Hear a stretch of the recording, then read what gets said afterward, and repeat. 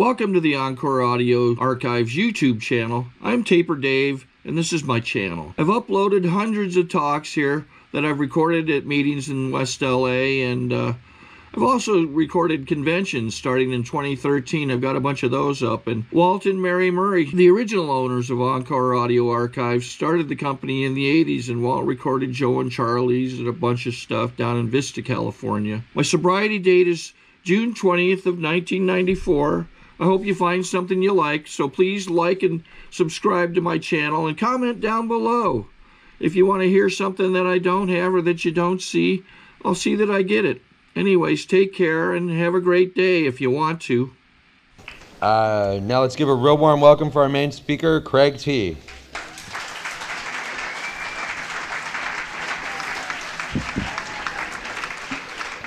Hi everybody, my name's Craig T. Nelson, and I'm alcoholic.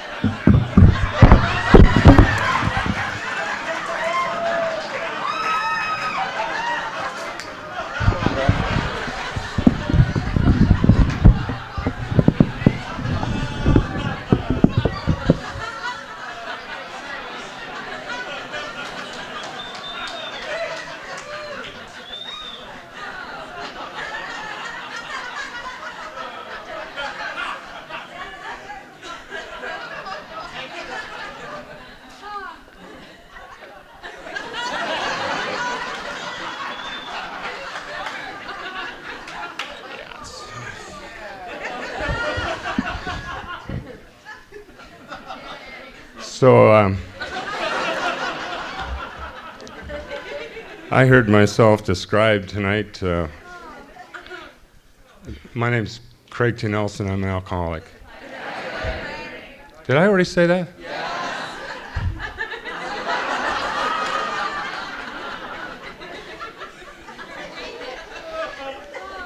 Someone was taking a birthday, one of the old timers.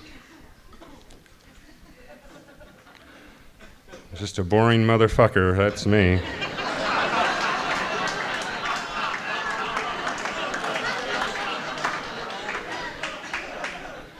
I had a real pocket of spirituality going for a while, but it's just leveled out somewhere.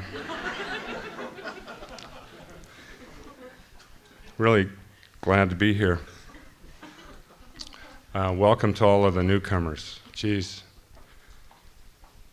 Oh, I remember, my first time in the program, first time coming through some door somewhere, just totally scared and frightened, and, the incomprehensible and pitiful demoralization had reached its zenith, I suppose, but it was even more than just self-pity. It was just I'd given up.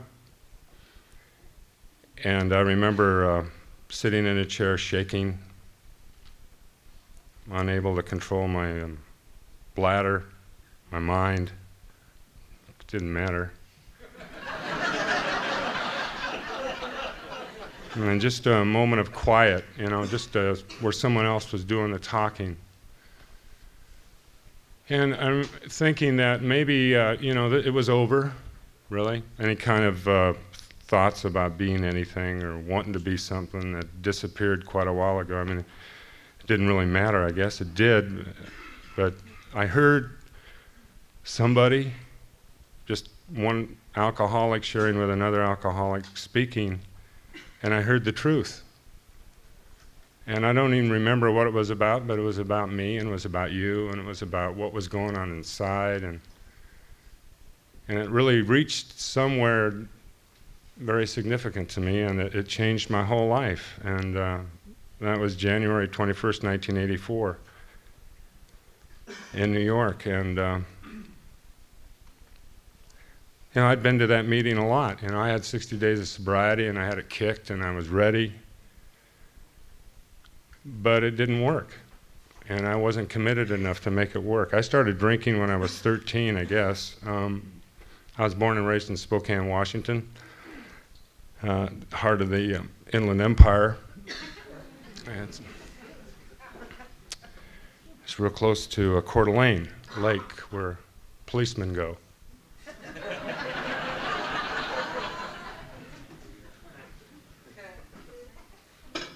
And they had the Lilac Festival, and they had floats. And I remember Hopalong Cassidy came to Spokane for a Lilac Parade. And I had a Hopalong Cassidy outfit when I was a kid. Had the shaps and the 2 guns, 6 guns, pearl handled, the hoppy belt,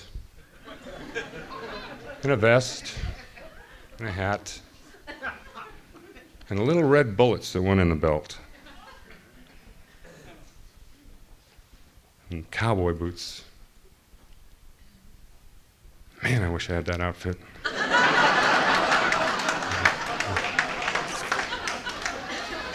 And we went to see Hoppy. And he was riding Topper, his white horse. And he was going right down Sprague Avenue in Spokane. "Hey, Hoppy!" And he waved at me.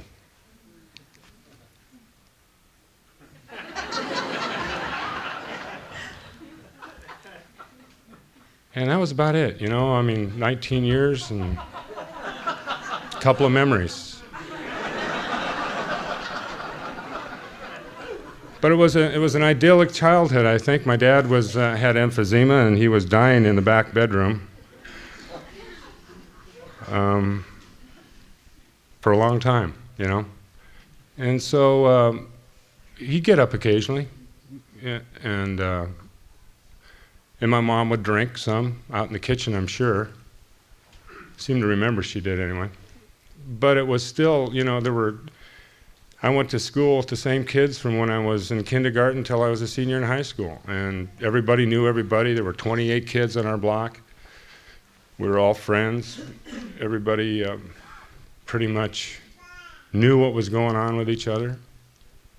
So, you know, I just stole beer from my parents' garage and went out and drank and threw up on Gretchen McCullough's lawn. But, you know, it was, there was nothing indicating a severe problem at the time, you know. Tried out for some sports, didn't like anybody on the team or the coaches. Pretty much had this feeling of isolation. Was flunking out of school. I made it through high school on the golf scholarship. Jesus, I don't know, you know, just something to do. And tried to go to college and flunked out of there. And Vietnam War started, and then I went to another college and I flunked out of there, and I met a lady and I married her. And we had a baby. And so then I went to the University of Arizona on a golf scholarship and an acting scholarship. And it was about 1967, and we decided to move out to California. And I came here and started to work as a security guard out there in the City of Commerce. And I wasn't doing any kind of drinking or I didn't have any money, you know, and I needed a job, so they hired me at Wackenhut to go guard the Lever Brothers soap plant from communists, and so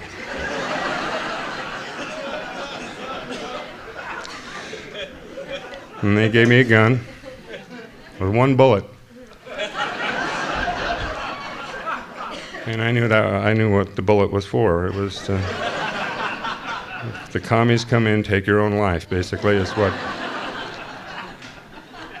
And I'd sit in the guardhouse. I go by it, you know, every once in a while. Still there, Lever Brothers, big place, City of Commerce.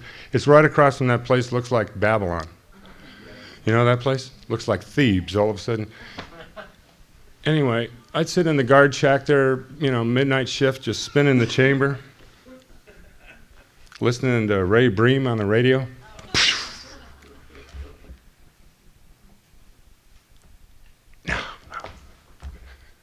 Night after night after night. And finally decided to go to get another job, and I went to Sears and got the job as sewing machine salesman. And I quit that job, and then I went to work for Singer down in Santa Barbara and Crenshaw, and I was a repossessor.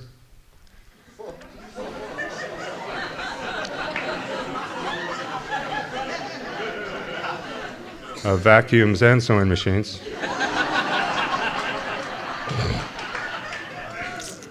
Met a lot of people. I was the shittiest salesman you have ever seen, and an even worse repossessor. I had no talent for anything, really. I just would go and say, I'm here to repossess your vacuum, and then just turn around and go back, and when they slammed the door in my face. And one day I decided to get aggressive and put my foot in the door, and the lady's husband worked about a block away, and he brought about 4 friends with him. And I ran to my little Singer truck, and he shot at me. Missed me, but hit a sewing machine, right in the heart of it. And I took the damn truck back and all of this stuff, and I said, I'm done here. And in 1969, I got a job with another friend of mine writing and performing, and we started making some money, and we started going on doing some other stuff. And in 1973, I moved up to the mountains of Mount Shasta to get away from it all. I was pretty much, by that time, I was broke and I was on welfare and food stamps, and so I went up there and I purchased 40 acres. My mom had died, and she had left some money, and so I purchased 40 acres, and I built this log cabin. I'd never built anything before, but this friend of mine had given me a book called How to Build Your Own Log Cabin, so I went up, thanks a lot. I went up there and I built it. And I bought a horse named Jericho, and Jericho would haul the logs up for me, and then I'd cut them and peel them. And slowly but surely, we started building this log cabin. I was living in a trailer off to the side there, and we were basically living in dirt. We had no running water, no electricity, and about halfway into the building of this place, we had about a 30-day rainstorm. And the middle section of the book got stuck together. So I missed out on a whole bunch of stuff that I should have known about, you know. So about 1978, I taught school, and I was a logger and a janitor and a plumber, and I taught kids that were disadvantaged, got kicked out of school. And I decided to come back to Los Angeles, so I hitchhiked back, and in 1978 I went to work for this documentary company making sleazy documentaries. Well, it was a sleazy cable company. The documentaries were wonderful, but and I started to drink. And I started to drink a lot. And then one night, we were in the old Sunset Gower studios. A guy walked in with this powder, and he laid it on the desk. And from that moment on, it changed my whole life. Because now I could drink, and I could use this stuff, but I could drink all night, and the next day. And I found a voice inside of me that had been wanting to speak for a long time. I found a poet that I was now in touch with. I knew what Baudelaire and Rimbaud had been through, and I wanted to go after the same hell. I wanted to be a part of the soul search. I wanted to die in some kind of debauchery that meant at least one Pulitzer Prize novel before I went. And I drank and used for a long time, and I was up at 5 in the morning looking for more, and I was with the zombies on Hollywood Boulevard, and I was hiding in shadows. And I'd actually started to work, people were actually giving me jobs. And it was just so repetitive, and it was so all engaging, and I didn't really have a fix on anything. I didn't know who or what I was at all. In about 1983, I ended up in Bangkok, Thailand, doing a movie, and I found heaven. I could get anything I wanted. I had the money to buy it. And I ended up in Pat Pong and all those places, and the Rose Cafe with mercenaries. And I was just enthralled. I mean, it was perfect. You'd go to the pharmacy and you could get Captagon, you could get, which was a speed, you could get Valium, you could get Thai stick, you could get people, persons, anything you wanted. And so we drank and we used and we sang and we played, Wind in the Willows. It was Toad. And a magical ride. It was a sultry night, and watching people dressed in white linen kind of fall off of tuk-tuks. And picking them up and dragging them to safety. And poets writing, the journey. And I came back here in late '83, and a friend of mine said, you're really sick. You're really not. So I gave up Valium. And I didn't know what the withdrawal on Valium was like, but I tell you, that 3 days was the most incredible experience I've ever had.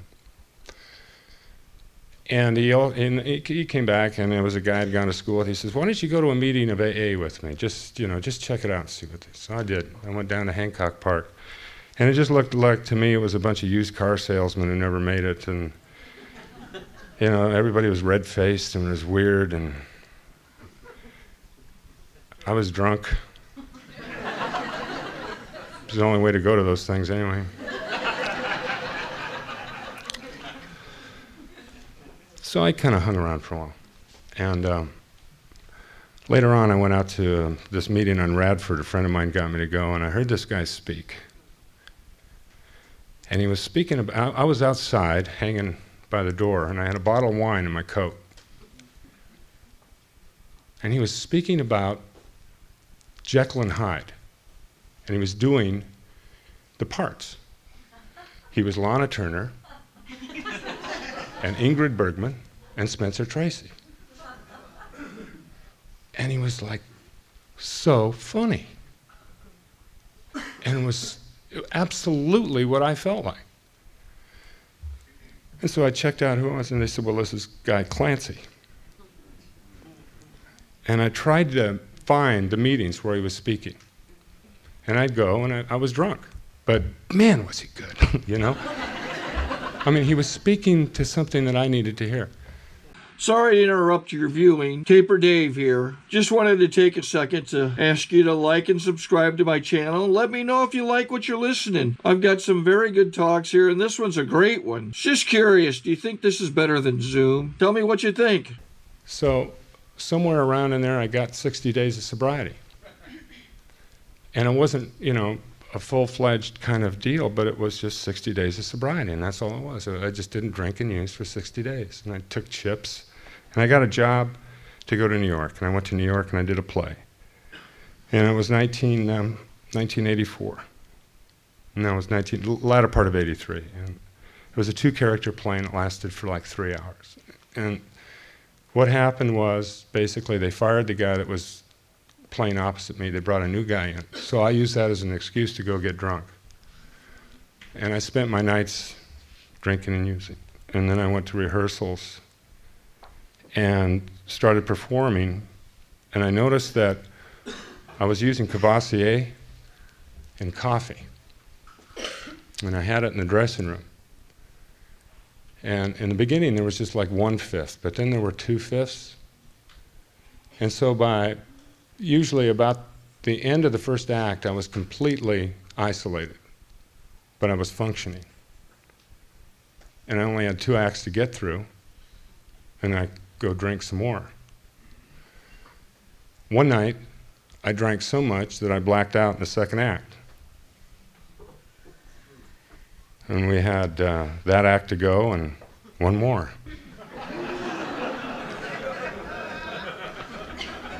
And there were only 2 of us. And now there was just one. And I woke up taking a bow.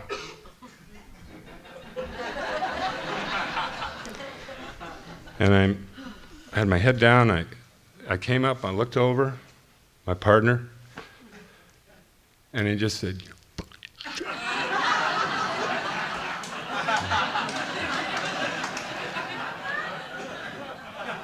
and I was just wringing wet, sopping from, it was pouring off me. And people were standing. I have no idea what for. And I went to the dressing room and I hid myself in there. Because as I was walking to the dressing room, the writer and the director were running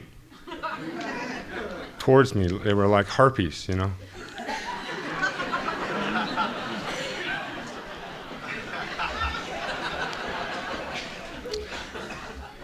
And I sat in there and I thought, you know, men of genius, men that have the brilliance, men that just need a little bit of chemical. And I found what I needed, the levels. If I can just do this every night, I don't know what I'm doing, but if I can just do this every night. And I got out of the dressing room and I started to walk home, and the lady I was with at the time, Doria, she said, you know, Craig, that's just about the most humiliating thing I've ever seen you do. And the next day I went to the meeting at the YMCA on 54th. And I sat one more time down in a chair, and that was January 21st, 1984. So that's what happened. And while I was there that day, and I did the rest of the play detoxing, shaking. You know, they were no further away than you aren't. It was just, you know, I was sweating and shaking. And people would say, geez, you know, it's really a shame. He's so nervous.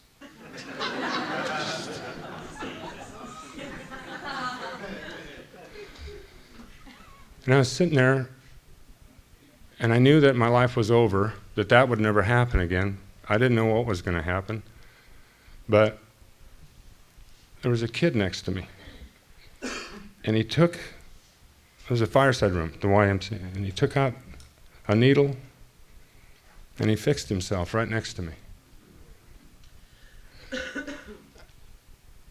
And I'll never forget that. I don't know, you know, what happened to him, but we were both doing something in the same room, and it was completely opposite. And when I left there and I got back here, I more or less had given up any hope of ever doing anything with my life, but I made a determination to turn my will and my life over the care of God as I understood Him, and that's what this has been about for me. It's been a journey of such incredible dimensions that it's very difficult for me right now to share them, because one of the things that I'm going through is that I'm literally am becoming a boring motherfucker. And it's okay. It's okay, because that's what I'm doing. I find myself trying to talk to people now and they just turn around and walk away.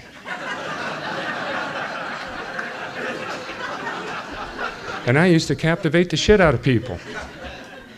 But it's not there anymore. I just got through doing a movie, thank God. I know it wasn't a big deal. You know, I mean, I wasn't a major deal. I just went and hung out. And there was about 2 or 3 sober people in that picture. And it was really fun. But I was so boring. Everybody had great stories, you know, the great stories. I mean, I might as well have been talking to the craft service guy. At least he enjoyed what the hell I had to say. I mean, you know. I can't make up my mind if I want a vegetarian burrito or really nothing at all. Just make me a fruit drink, okay? I mean, it's words that I used to have a grasp on no longer fall, you know, eloquently from my mouth. It's really strange. And I was reading today in my big book, you know, I was going back and looking at stuff. And it talks about being rocketed into a dimension, a 4th dimension that we never dreamed of for the newcomers. It talks about finding a power greater than yourself, greater than myself. It talks about turning your will and your life over to the care of God. It talks about finding a sponsor. It talks about all of this stuff and the benefit that's happened in my life, that's been real in my life, for me.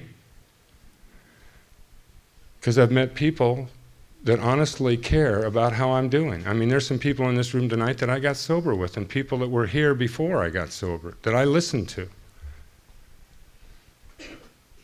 And when I first came in the meetings, they said like 3% were going to stay sober. And I feel very, very fortunate to have 12 years. Because I really don't know at certain times how it's happened. I'm a grandfather. My daughter just had a baby the other day. It's her 3rd one, Alexis Jordan Lee. I have 2 other little grandkids. And I have 3 kids. I was the worst parent ever. And I'm not a great grandfather. You know, I don't know how to be yet. And now that you are witnessing the state I'm in, can you imagine me coming into your house to play with the grandkids?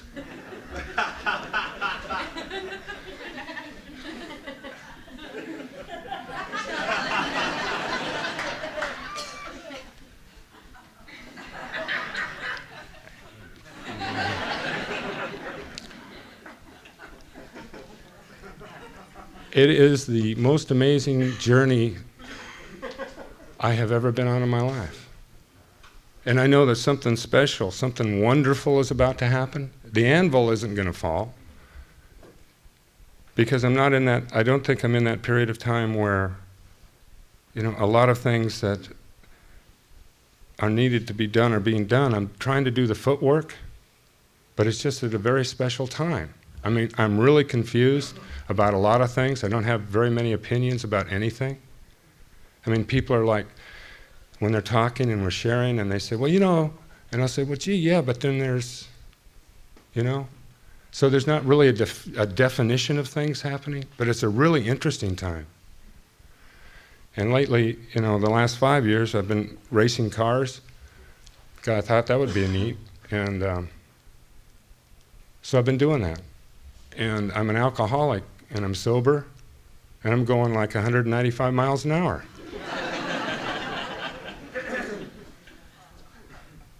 I tell you, it's the most amazing. And me and God are talking, and I'm scared shitless most of the time. But I'm learning how to do it. And it's like a ballet, and it's a beautiful art form, and I'm meeting people that are different than the people I'm used to meeting, and we're sharing, and now we have Sunday morning meetings at the racetrack. There's alcoholics, you know, and so we share experience, strength, and hope. my main thing for me is that, you know, if you're new, and there's a lot of you here tonight, and you're as scared and frightened as I was, and still am, because I don't know, you know, if I can compete anymore on the level that I used to compete on.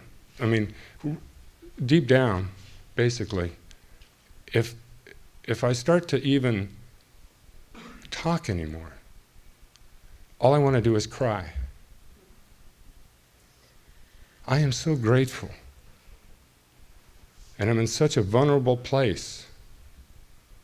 And I try to shield it so much that I can only say that in a meeting of Alcoholics Anonymous. I don't know. I try to be something I'm not, and it doesn't work anymore. So I trust that not a new shield will come, but a better person. You know? And that's the beauty of the program. I'm willing to accept that. Because all I've had is just one huge, giant miracle.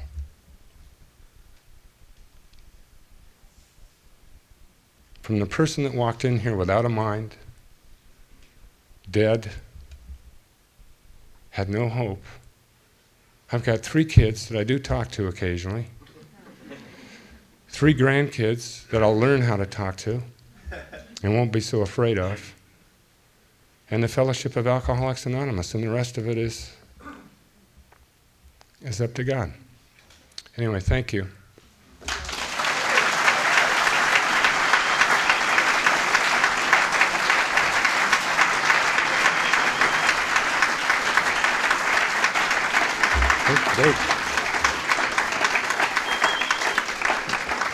This has been another typical Saturday night meeting of Alcoholics Anonymous, and now we have announcements from our secretary, Donna.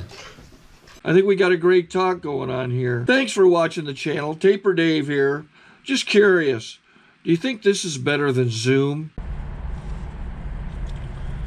Okay, this is how I prepare my drone for launching. I like to do it inside the cab of my truck so I'm not standing outside in the weather. To install the joysticks for control, up and down, right and left, powered on. I have an Android phone that I use to connect it to the drone with. And it's actually controlled through the iPhone, through an app. Oops, wrong way.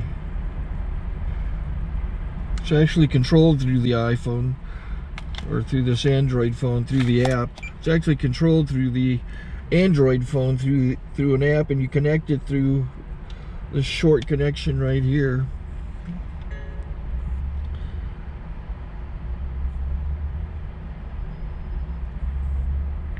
Remote control connected. Remote control's connected. So I pull out the drone. I have to extend the legs. Long legs extended first, then the short legs. Remove the gimbal protector. Set that aside, then power it on one short burst, then one long burst. I lay it down. So I have to go to calibrate. So the drone's not connected yet. It shows you here as this drone gets disconnected, even though the remote's powered on. So the drone has to establish it's connected. So I go into the app to calibration mode. First I'll calibrate the remote controller. Start calibration. Out, in, oop, out, in, up, down, and then this little wheel is to control the gimbal. So it's calibrated. go to gimbal calibration, start calibration, and then it calibrates the gimbal. I don't know if that shows up. The gimbal's moving all over the place. Changes, you can see it on the video. And I'm calibrated to take off. It's acquired 7 satellites at the moment. There are 26 satellites up in the sky, which it has to acquire before you can take off.